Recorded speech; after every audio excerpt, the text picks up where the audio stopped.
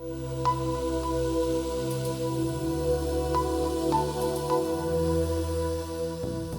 the last few weeks, the Times war correspondent Anthony Loyd has been back in Ukraine.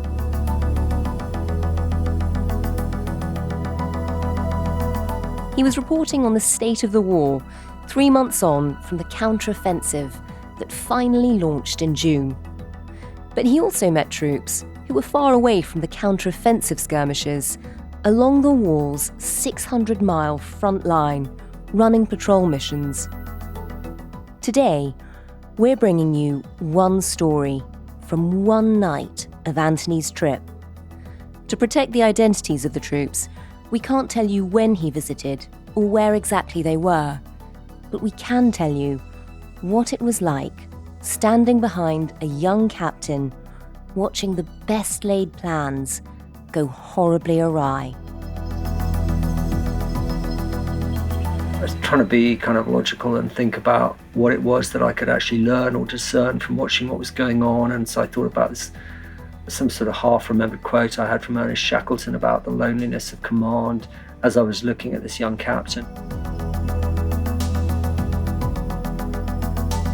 And then there was that other truism of war, which is not even the best plan survives contact with the enemy. All that was kind of going on in my head, but basically I was just left with this thought that this awful intimacy in being with strangers, watching the deaths of their friends.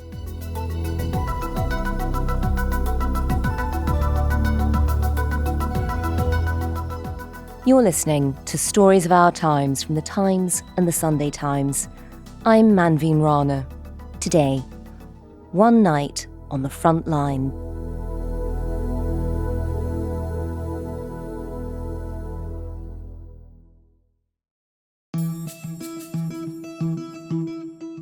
Hello, I'm Anthony Loyd, and I just returned from my latest assignment in Ukraine.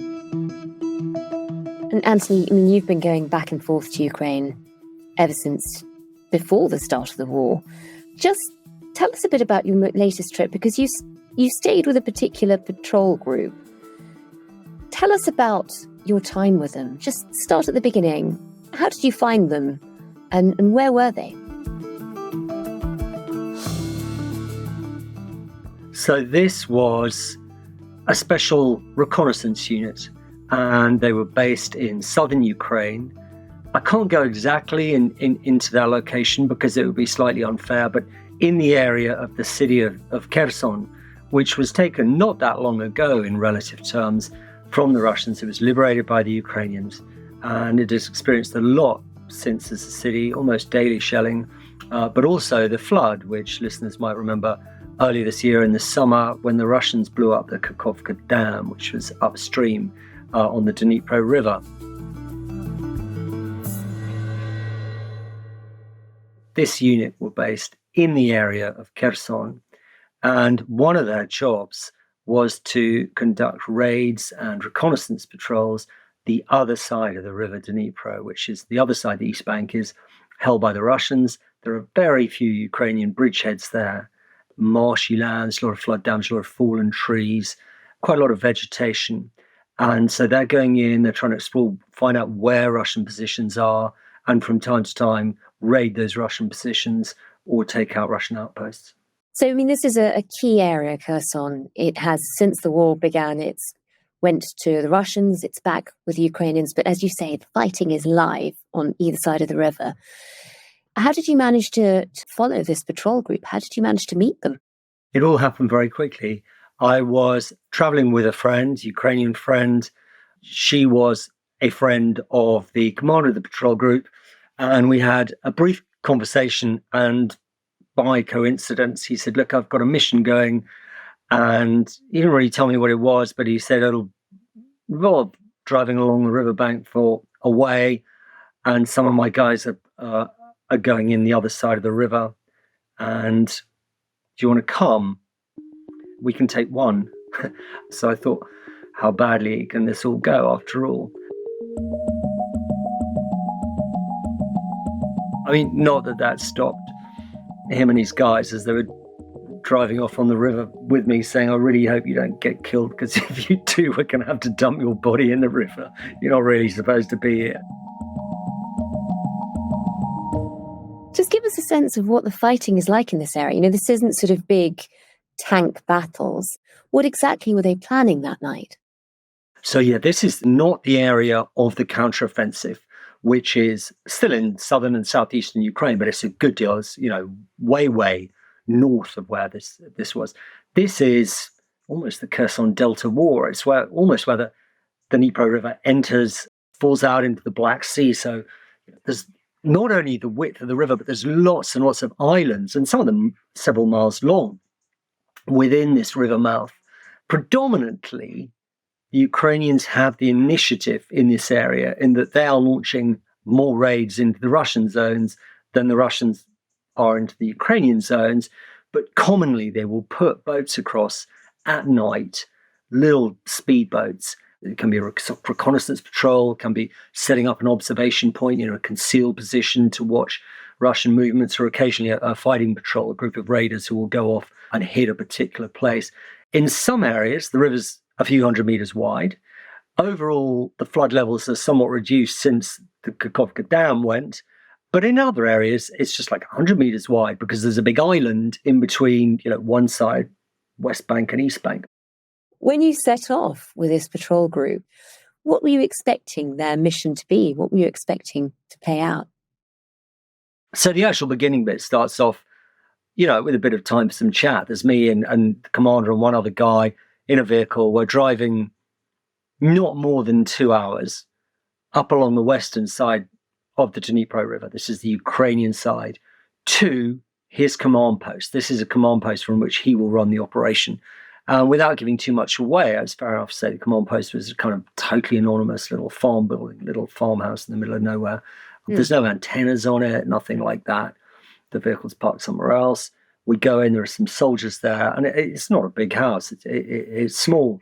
And there, the loose outline of the plan, which I'd be slightly hesitant to describing it in total detail, but basically a couple of very small groups of Ukrainian soldiers are going to be put across the other side of the river onto the bank of one of these islands. This island is not small. It's a couple of miles long. There's been fighting on it before. There are known to be significant Russian forces on this island. His guys are going to be inserted there at night in a speedboat, not to go and fight the Russians, but just to check out where they are. There are a very few friendly forces already on the island. There's a very small group of two of Ukrainians already there.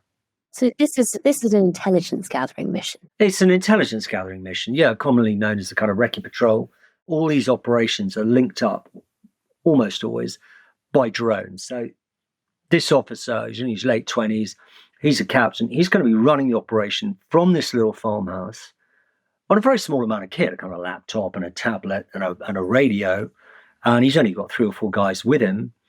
And the rest of the guys are going to go across the river, not that far, establish themselves the other side, hide up until the dawn, and then start that patrol to find out, where the Russians are. And so he gives me the outline of the plan, says, well, look, nothing much is going to happen for a few hours. You can go to sleep. That wasn't, this is like wooden boards.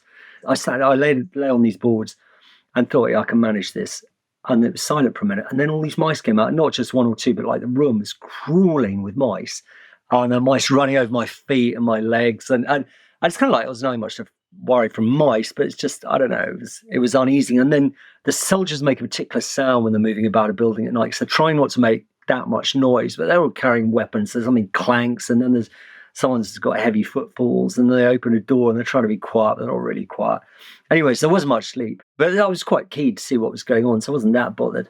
I didn't want to miss out on too much. But sure enough, then at some point in the dead of the night, this soldier came and roused me and said, hey, patrol's just about to set off. So I go into the little room which is being used, particularly as the ops room. The captain's at the table. He's got his laptop. He's got his tablet. He's got his handsets. A couple of guys there. So I sat on a stool behind him and looked. And you could see this small group of Ukrainian soldiers crouched low in this speedboat, very, very clearly.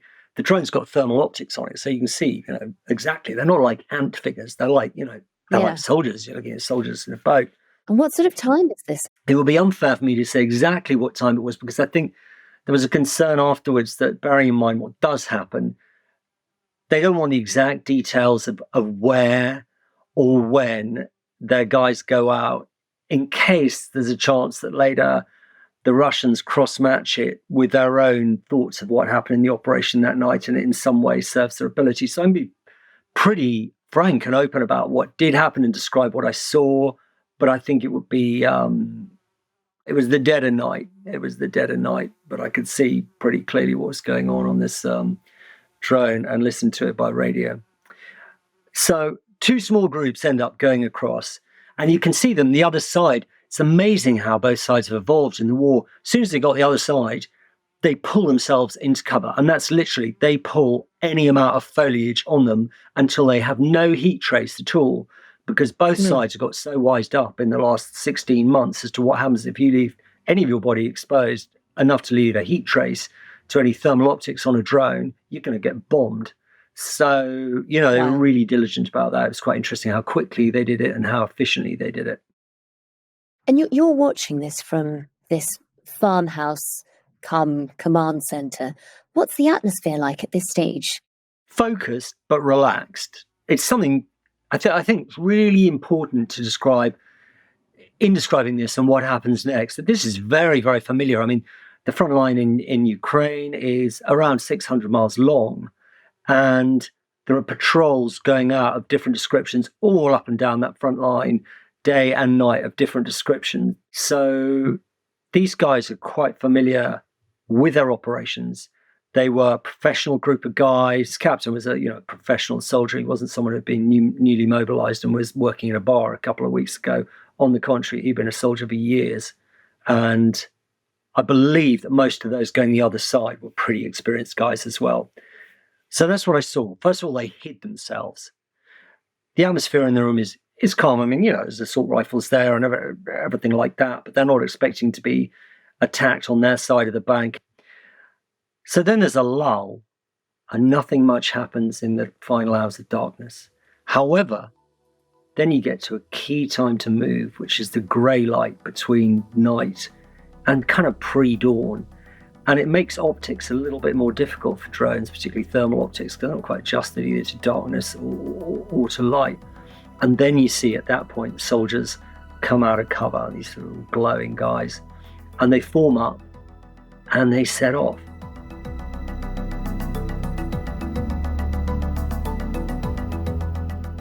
And you can hear the chat at the beginning, quite encouraging. They found one little bit of equipment which didn't mean much. Then they find a dead Russian soldier, and it seemed to be that the message from that was probably positive, and that if there's a dead Russian soldier here, it means that the actual Russians they're looking for, the live ones, must be quite far away. And so the patrol moves forward.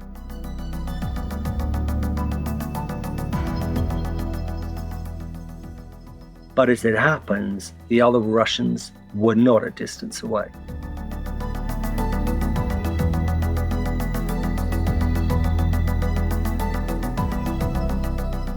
Coming up, dawn breaks and chaos erupts. That's in just a moment.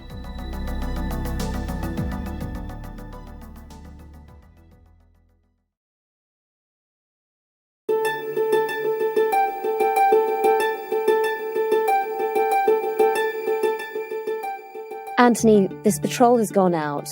It sounds like things are going well. They've seen the body of a Russian. They think that's a good sign. What happens next? So suddenly, there's the noise that makes everybody sit up in every ops room around the world when an operation's going down. The radio crackles, you get the word contact in Ukrainian, and bursts of assault rifle fire and PKM machine gun fire behind this voice. You can tell the speaker is, he's keyed, he's tense. Contact, firefight. And you see it on the screen, the fighters scatter. And what's happened is the first 2 guys, they're on point, they're like the scouts. They have stumbled almost right upon a significant concealed Russian position. So the first 2 guys are almost upon it when the Russians, in greater numbers than the patrol may have, open fire on these first two guys they see. Both of them go down, badly wounded. Alive, but badly wounded. The rest of the patrol are then in contact, heavy, heavy fire. So the atmosphere in the ops room is absolutely, electrified. The captain is uncertain whether the two guys who are injured, and he can see them, they are calling on their radios, hey, there's a route to come and drag us out of here. The captain's uncertain whether they're saying that off their own volition or whether the Russians are only just in front of them in position, shell scrapes in trenches, are saying to them, call that out on your radio, we're going to kill you, because they want the other Ukrainians lured forward so they can be shot up. Yeah, so there's this whole dynamic playing down in the ops room as to, is there really a safe route? Is it a trap? Is it a trap? As the rest of the patrol move up and try and get these guys back, one of them's then killed, and you hear, we've got a cargo 200, which is, we've got a death on the radio. Cargo 200's dead, cargo 300's wounded. So they've got two seriously wounded who can't move. Then they've got one of the soldiers now been killed. What they have got then, they've got a backup team of another small group of guys in a speedboat, ready elsewhere to come in. But then suddenly you hear the boat's hit, and the boat's being, drilled with machine gun fire, and I think a couple of mortar rounds too, mid-river. And then you see, the drone footage, you see the boat just listless there with a whole lot of unmoving soldiers in it. All of them hit. And this so often happens in war, something that's seems to be going well. Very, very suddenly it changes. There's such a quick difference between everything going smoothly, the first bullet going down, and then a shitstorm. And that's what's happening. It was very, very strange to be with these few guys in this ops room. It was like an ops room, it's a room in a farmhouse, who know exactly their people on the screen. I mean, they know them as individuals. The shouts on the radio, I can't even describe, the hair goes up on my arms according to them now. You've got, bursts of fire, guys trying to extract themselves. And yet at the same time, you've got this captain that suddenly reminded me what a kind of lonely position men and women in command can often find themselves, that so much is on his shoulders. He's sitting there at a table with a hideously complex problem going on. And it's really down. Also not knowing if it's a trap. Not knowing if it's a trap. He can't leave just leave his wounded guys there. Maybe that's one option. Just, he's given the order break from the firefight, but he needs to get these wounded guys back. And a lot of effort is put into that. Finally, the captain starts directing his fire over the Russian positions and giving them quite a thumping, which did allow the teams all tangled up in that firefight to extract, by which time they've got dead and wounded. And at some point when this final highly sensitive extraction began, the captain said to me, Anthony, I'm going to have to ask you to leave at this point. There were some things which were going to happen which they preferred me not to see. By that point, of 15 guys involved in the patrol, you had 6 dead and 5 wounded. Some of those dead weren't dead outright, they were mortally wounded and died within the next day and a half.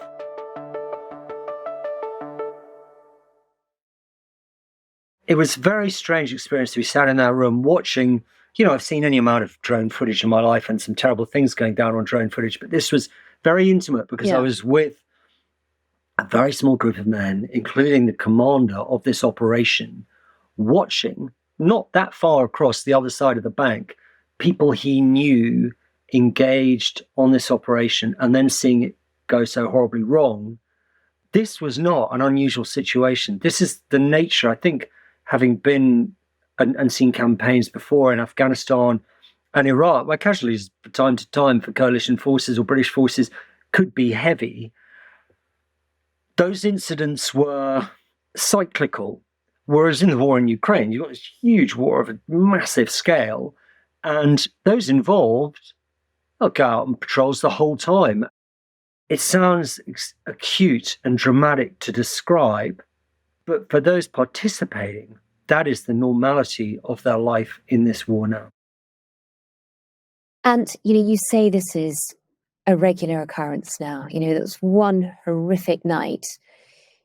But if this is happening all the time, what should we make of the state of the war? It wasn't that long ago, back in spring, we had great hope for the spring offensive. We were then told it had been delayed, it was coming in the summer. We're now in autumn. How are the Ukrainians doing, and how is the war going? I think there is a general acceptance, or certainly an awareness in Ukraine, that this conflict is going to go on for an extremely long time. There is no quick route out of it. It is not impossible for Ukraine to win, but it will take a lot of investment and a lot of support from Ukraine's Western partners that has been slightly patchy in coming at present. And by which I mean, Ukraine has received a huge amount of support from the West, but there's often a great delay between a commitment to give them tanks or a commitment to give them arms and those weapons actually approaching. And there is a very common feeling amongst Ukrainian forces and the greater Ukrainian population that they're being given enough not to lose, but not being given enough to win. I don't like to make predictions, but I would say pretty confidently that there's almost no chance that the much-billed spring offensive, which actually started in the summer, will not get anywhere near its hoped objectives in severing the Russian armies in the south by the time the rains come in autumn. There is another logic which is saying that, well, Ukraine is being quite, you shouldn't measure it in terms of how much ground's penetrated, but in Ukraine's ability to attrit, which is an awful word. It basically means destroy key Russian, troop units and equipment. And there's no doubt that Ukraine is causing heavy casualties through its own firepower, through its artillery. But the Russians have also inflicted a huge amount of damage on Ukraine's forces. And the soldiers, the units you fight now, it's quite rare, like in the case of this patrol, to have so many experienced soldiers there. Basically, the Ukrainian regular army of pre-2022 has been worn away by fighting. The second generation, which was an army of mobilized reservists, these were Ukrainian men who had previous experience, who were then mobilized in the army, that has been heavily degraded. We are looking at a third generation Ukrainian army, and this is in the space of since, February last year, which is now mobilized civilians, which is essentially conscripted males, who are the kind of third generation. Now, that's an awful lot of people to have got through in a very small space of time.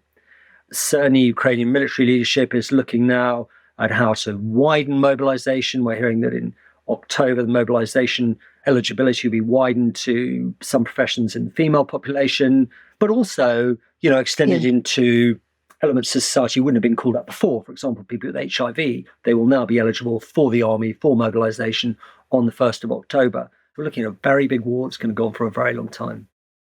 How do you think morale is? I mean, you said they're going to extend the pool of people they're calling up to fight. Do people want to go?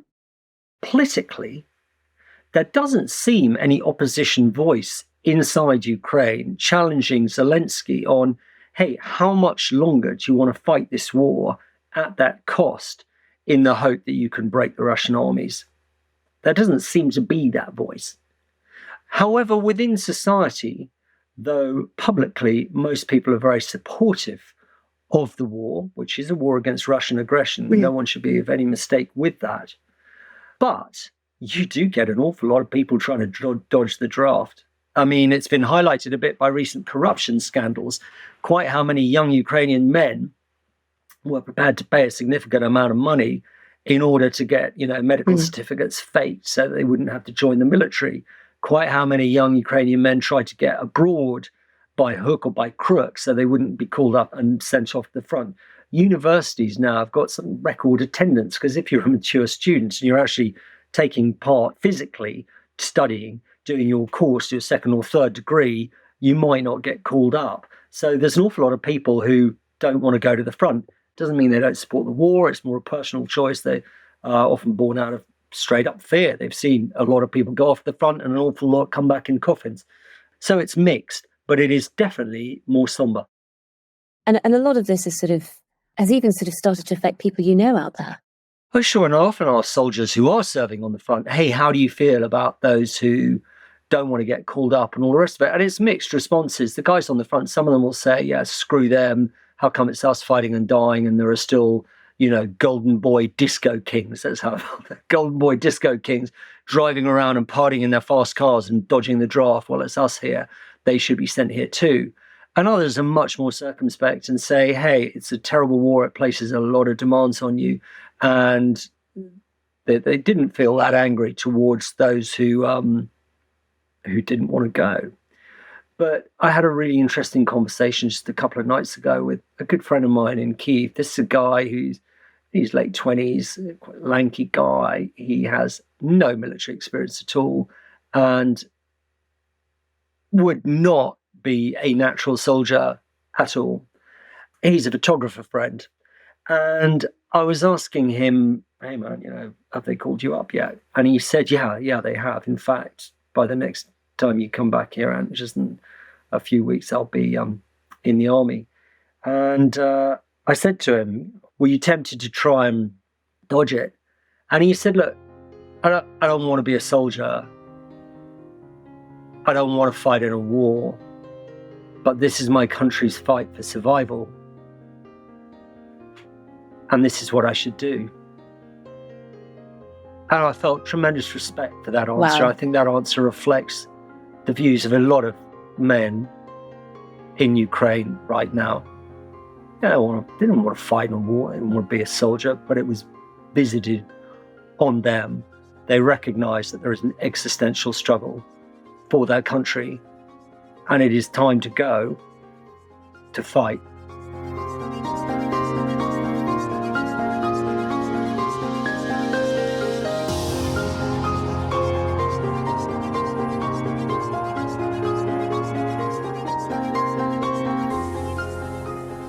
You've been listening to Stories of Our Times, a podcast brought to you thanks to the subscribers of The Times and The Sunday Times, with me, Manveen Rana, and my guest, war correspondent for The Times, Anthony Loyd. If you're a subscriber, you can read all of Anthony's latest dispatches from the front line at thetimes.co.uk. This episode was produced by Taryn Siegel.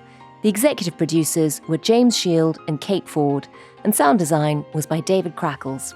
If you can, please do leave us a review wherever you get your podcasts. Thanks for listening. See you tomorrow.